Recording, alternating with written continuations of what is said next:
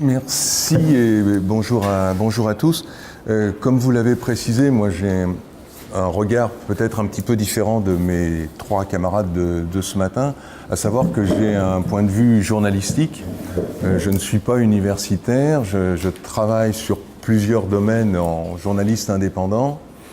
Effectivement, je dirige la collection Lettres africaines chez Actes Sud, mais en même temps, je programme un festival de littérature à Angoulême chaque année depuis 20 ans qui s'appelle Littérature métisse, donc qui mêle les littératures. Le mot métis est à entendre dans tous les sens possibles du terme. Ce n'est pas un métissage génétique, c'est un métissage linguistique, géographique. Je travaille avec un théâtre qui s'appelle à Paris le Tarmac, et qui est un théâtre voué aux dramaturgies francophones non françaises, ou du moins non hexagonales.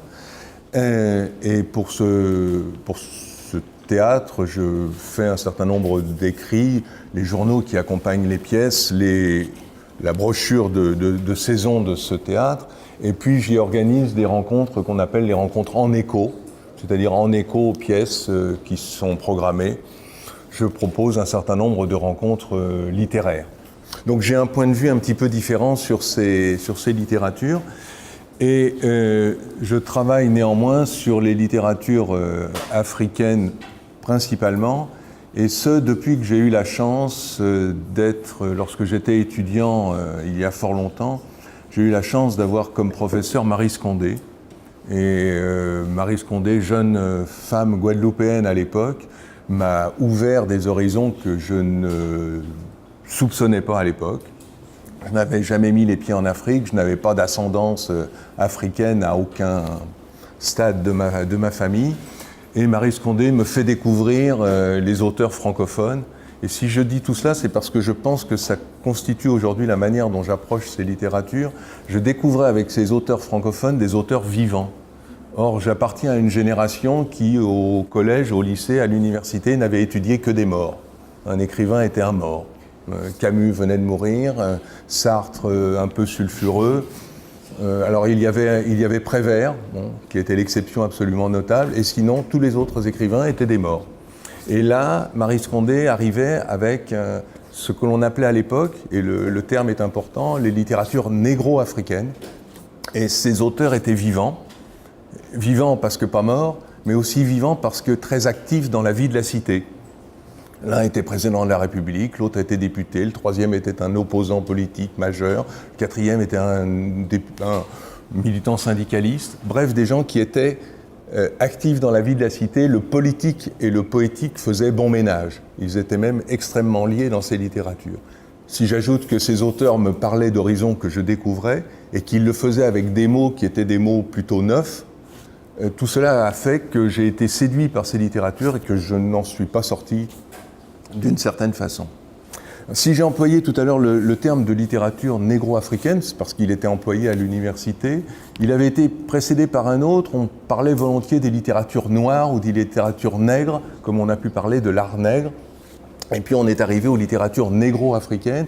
Et puis peu à peu, quand on évolue, on arrive aux littératures africaines. Moi, j'aime bien parler des littératures africaines au pluriel pour marquer la dimension du continent.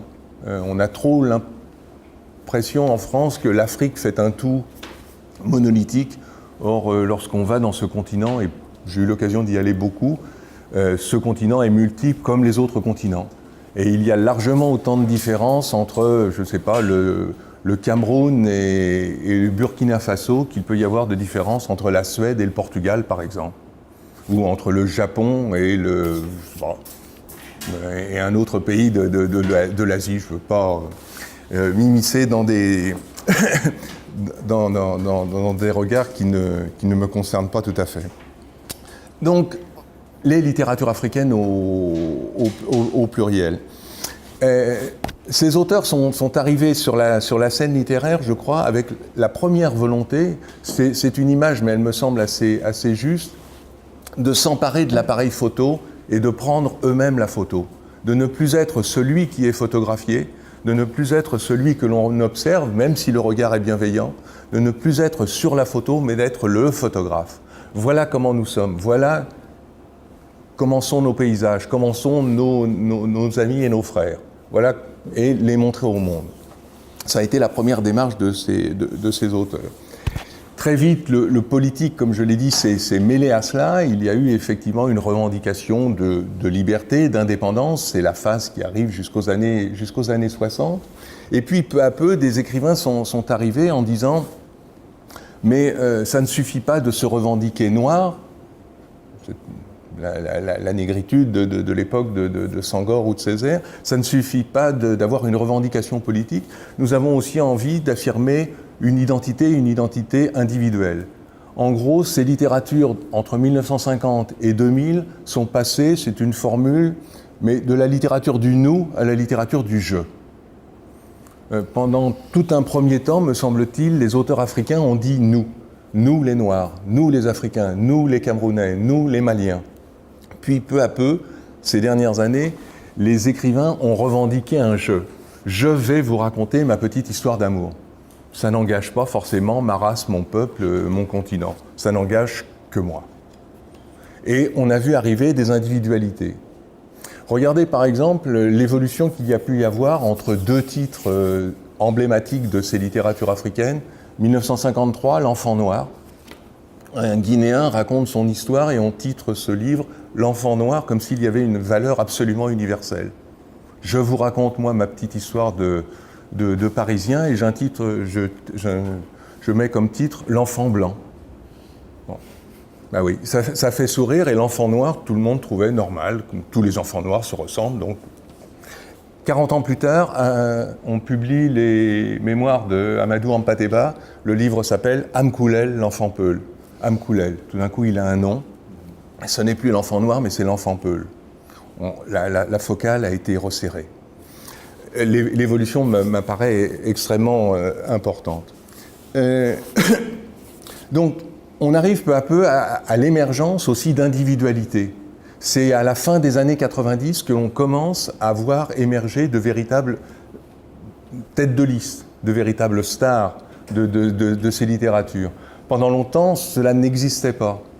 Je me souviens d'une époque, il y a 25 ou 30 ans, si dans une bibliothèque, on me disait « je voudrais inviter des auteurs africains, qui est-ce qui peut faire venir un peu de monde ?» Personne. On était incapable de citer un nom. Il y avait Senghor, mais il était président de la République, il n'allait pas se déplacer dans une bibliothèque le soir pour parler de sa littérature. Et il n'y avait aucun nom dans le monde francophone subsaharien susceptible de dire ce soir, il y aura 30, 40, 50 personnes. Aujourd'hui, les choses ont évolué. L'une des frontières où la chose a basculé, c'est la carrière d'Amadou Kourouma. Amadou Kourouma publie son premier livre en 1968, Les Soleils des Indépendances. C'est un livre qui a une destinée extraordinaire, qui est un livre qui ouvre des voies pour ces littératures, mais qui, en France, passe dans un premier temps totalement inaperçu. Il est tout d'abord connu en Afrique et il est ensuite connu en France. Amadou Kourouma a du mal à publier son deuxième livre, ça on ne le sait pas souvent, mais le deuxième livre d'Amadou Kourouma, Monnaie, outrage et défi, est longtemps resté dans ses tiroirs parce que les éditions du Seuil ne s'intéressaient plus à sa littérature à ce moment-là. Il publie un deuxième livre, c'est un peu encore l'indifférence, et puis fin des années 90, tout d'un coup, Amadou Kourouma obtient 3 prix littéraires majeurs en France. Il obtient le prix du Livre Inter, par définition un prix littéraire extrêmement médiatisé. Il obtient le prix Renaudot, c'est le deuxième prix littéraire le plus important. Et il obtient le prix Goncourt des lycéens, et il touche à ce moment-là l'univers de l'enseignement scolaire. Donc il devient un écrivain vedette. Moi, je me souviens avoir fait des rencontres avec Amadou Kourouma avant. Lorsqu'il y avait 10 personnes, on était très contents. Suite à ces prix littéraires, il y avait des salles de 200, 300 personnes pour venir entendre Amadou Kourouma. Il y a une espèce de frontière très importante. Et si on arrive ces dernières années, pour revenir à la demande de là ou du bibliothécaire demandant quel écrivain il pourrait faire venir dans sa maison, si je dis aujourd'hui Alain Mabankou, si je dis Léonora Miano, si je dis Fatou Diom, voilà par exemple 3 écrivains qui sont absolument sûrs de réunir du monde dans une bibliothèque comme n'importe quel autre écrivain européen de renom. Donc évolution de ce point de vue-là. Évolution sur le plan de l'édition. Longtemps, les auteurs africains ont été confinés dans des maisons d'édition spécialisées, à l'exception notable du Seuil, des éditions du Seuil. Mais sinon, c'était souvent dans des maisons d'édition spécialisées. La critique littéraire était longtemps une critique littéraire qui était vouée aux auteurs africains. Un livre africain était lu dans la presse par le spécialiste politique de l'Afrique, et non pas le spécialiste littéraire. Regardez les signatures, vous verrez que ce sont plutôt des spécialistes politiques qui signent ces papiers et non pas des critiques littéraires. Aujourd'hui, un livre africain est évidemment critiqué par un critique littéraire comme n'importe quel autre livre du monde. Le public a évolué. Dans les années 70, quelqu'un qui lit en France, quelqu'un qui lisait un auteur africain était souvent quelqu'un qui était lié d'une manière ou d'une autre au continent. Je travaille en Afrique ou j'ai travaillé en Afrique. Mon père a travaillé au Cameroun. Mon frère a épousé une Malienne. Ma sœur a épousé un Congolais. J'ai un lien avec le continent et je vais m'intéresser à la littérature de ce continent, souvent du pays concerné. 10 ans, 15 ans plus tard, on est dans les années 80. Deuxième type de public, le public militant. Je milite pour une cause politique et je lis des livres qui ont trait à ce militantisme. Autre type de militantisme, j'ai un militantisme du type je vais aider à la construction d'une école, à la construction d'un puits, au Burkina Faso par exemple, et je vais m'intéresser à la littérature parce que j'ai eu un centre d'intérêt qui m'amène à ces livres. Et puis aujourd'hui, troisième cercle beaucoup plus large, dans les années 90, années 2000, on arrive à toucher un public de lecteurs. Quelqu'un qui lit aujourd'hui Léonard Amiano, Alain Mabankou, Fatou Diom, sont des gens qui vont le lendemain lire un auteur qui vient de Tchéquie, un autre qui viendra du Pérou. C'est-à-dire qu'on s'intéresse aux littératures du monde et on s'intéresse aux littératures africaines pour le contenu littéraire et non pas pour un biais politique ou humanitaire. Sur le plan des thématiques littéraires abordées par ces auteurs ont abordé, je parle toujours des auteurs de l'Afrique subsaharienne, ont abordé des thèmes nouveaux par rapport à leurs aînés. Par exemple, l'émigration. L'émigration populaire, prolétaire, dans les littératures du Maghreb était très présente. Driss Raïbi, par exemple, pour ne prendre qu'un exemple, racontait dans les books ce qu'était la vie d'un travailleur émigré à Paris. Et ce, depuis fort longtemps, dans les années 50. Dans les littératures africaines, c'est moins vrai.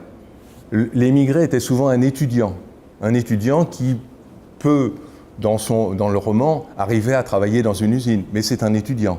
Il sait qu'il va repartir. Il sait qu'il va retourner dans son pays.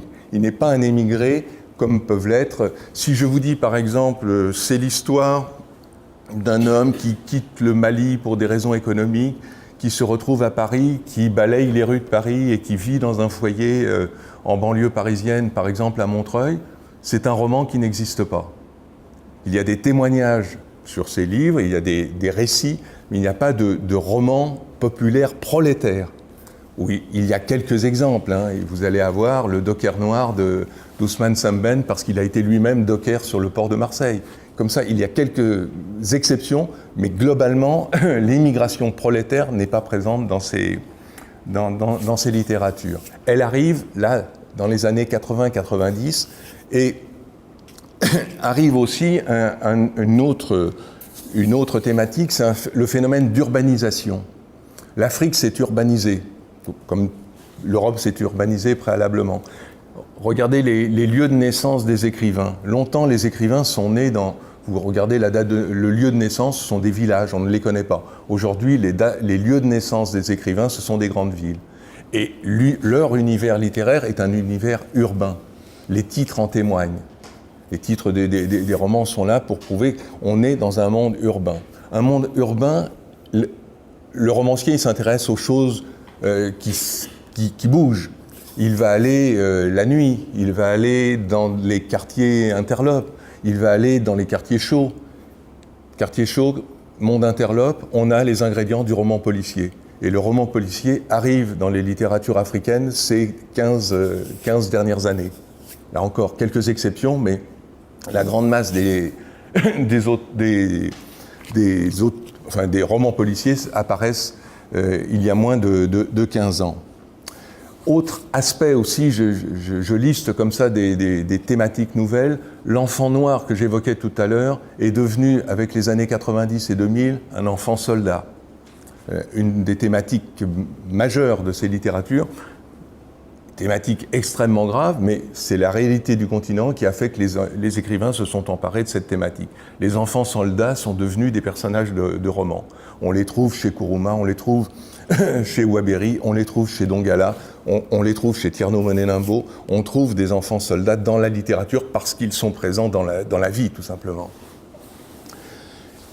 Autre phénomène aussi de ces dernières années, l'émergence d'une écriture féminine. Longtemps, les femmes ont été absentes des littératures africaines. Il faut attendre la fin des années 70 pour voir émerger Mariam Abba, Aminata Sofal, etc. Ces dernières années, les femmes arrivent en masse et s'emparent de sujets graves, de sujets douloureux. Elles vont parler, elles aussi, des enfants soldats, mais elles vont évoquer des thématiques, la polygamie, elles vont évoquer l'excision, thématique qui était jusque-là tue. Les femmes se sont emparées de ces sujets gravissimes. Phénomène aussi intéressant, c'est le fait que ces auteurs osent écrire sur le monde. Longtemps, un écrivain africain écrivait sur l'Afrique, et exclusivement sur l'Afrique. Son univers romanesque était circonscrit à l'Afrique. Ces dernières années, plusieurs auteurs vont dans le monde. Samy Tchak, auteur togolais, a écrit 2 livres qui se passent l'un en Colombie, l'autre au Mexique. Et je fais une parenthèse, mais c'est aussi une posture très difficile parfois pour les écrivains africains, car il y a des attentes du public vis-à-vis d'un auteur africain. Si dans une bibliothèque, ou même aujourd'hui, nous mettons rencontre avec Samy Tchak, auteur togolais, le public viendra en disant « je viens écouter un écrivain togolais, donc un écrivain africain, donc il va me parler de l'Afrique et du Togo ». Or, je vous l'ai dit, ces 2 avant-derniers livres se passent au Mexique et en Colombie. Et le public va dire « mais je suis venu pour entendre parler de l'Afrique et on me parle de la Colombie ». Ça, c'est la réaction en Europe. Mais il a exactement la même réaction au Togo. Si Samy Tchak vient au Togo et parle de la Colombie et du Mexique, on le lui reproche en disant « mais qu'est-ce que tu vas t'occuper des Mexicains et des Colombiennes ? Elles ne sont pas bien, les filles du Togo ?» Je dis les filles parce que son roman s'appelle « Filles de Mexico ». Donc vous voyez, il y a des attentes vis-à-vis des auteurs africains. Ce que je voudrais dire aussi par rapport à l'évolution, c'est le fait que l'on va vers une normalisation de l'approche de ces littératures. C'est-à-dire que de plus en plus, on considère les littératures africaines comme une composante des littératures du monde. Et je terminerai là-dessus, et je crois qu'on va dans le bon sens en allant ainsi, c'est-à-dire qu'un auteur africain devient un auteur comme les autres, ce qui ne l'empêche pas d'être un auteur africain, ce qui ne l'empêche pas d'être un auteur ivoirien ou un auteur congolais. Mais il est admis dans la littérature du monde. Et si on va dans ce sens, il me semble logique, si on considère que Kuruma, pour reprendre l'exemple pris tout à l'heure, que Kuruma est un grand et est un bon écrivain, ce que je pense, eh bien il doit être classé entre Kafka et Kundera. Voilà, je termine sur ça. J'aurais d'autres choses à dire sur cette évolution, mais j'ai posé quelques jalons. Je pense qu'on pourra ensuite en discuter entre nous.